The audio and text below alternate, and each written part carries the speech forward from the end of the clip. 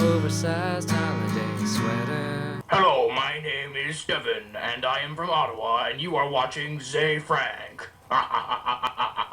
This is something from the forum. Condescending Russian harpy writes, it's currently finals period for many a college student. What do you recommend we do for a creative study break? That really wasn't very condescending. What does science have to say? According to some new research published in the Proceedings of the National Academy of Sciences, one of the best things that you could do is sleep. I really hoped it was going to be masturbate. Researchers at Princeton University have found that in rats, sleep deprivation causes stress hormones to accumulate in a part of the brain, which in turn stunts the growth of cells that lay down new memories. Lack of sleep, it turns out, makes you absent-minded. Go science! Pulling all-nighters, much like shopping at flea markets, is a lot of work for little reward. To the extent that you'll permit me, let me share some non-scientific anecdotes. For me, studying has always been about managing the stress of the relationship between that divorced couple, your conscious mind and your subconscious mind. Like anyone knows that's tried to remember a phone number, it's your subconscious mind that holds the keys to the knowledge lockbox. And it's a little bit of a bitch. It doesn't respond well to pressure. On a daily basis, your brain gets inundated with a whole bunch of meaningless crap like E! True Hollywood Stories. And over time, your subconscious has gotten a little wary about when it should flip the memory and understanding switch. Fighting gets you nowhere. That's what cramming is. And when it comes time for the child custody hearings, your subconscious will say, Billy? We have a child named Billy? I don't know where he is. He must have gotten lost in the basement. Instead, I take the break him down slowly with love approach. It takes some time and it's a little bit of a stealth move, but it works for me. The first phase I call contamination. That's where, in a low stress and low expectation sort of way, you read and reread everything that you have available to you on the subject. Your notes, the textbooks, the readings, but with no pressure. All you're doing is saying to your brain, did you know that the organ of Corti is the part of the cochlea that has those little hair cells on it that respond to sound? During the contamination, your subconscious may say, oh right, you want me to commit this to memory, don't you?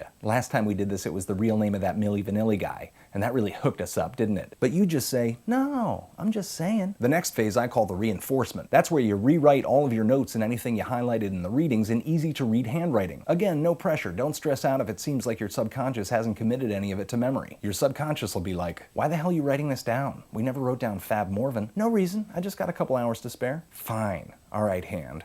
ORGANOFCORP. It's organ of Corti, not Corpy. Oh, that's right, it is Corti. Thanks, subconscious mind.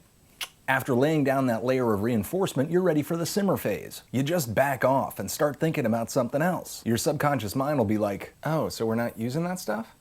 Corti? Tympanic membrane. Boom.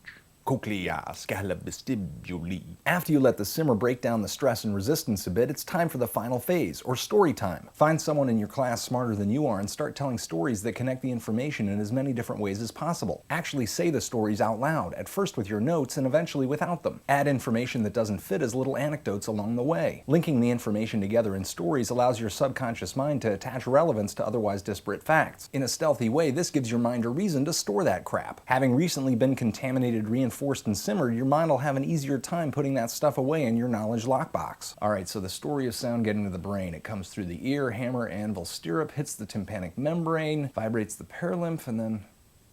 yeah, and the organ of Corti has those little hairs, remember? And for a moment, you're a family again. Anyways, that's what works for me. You might have something different. But remember, get some sleep.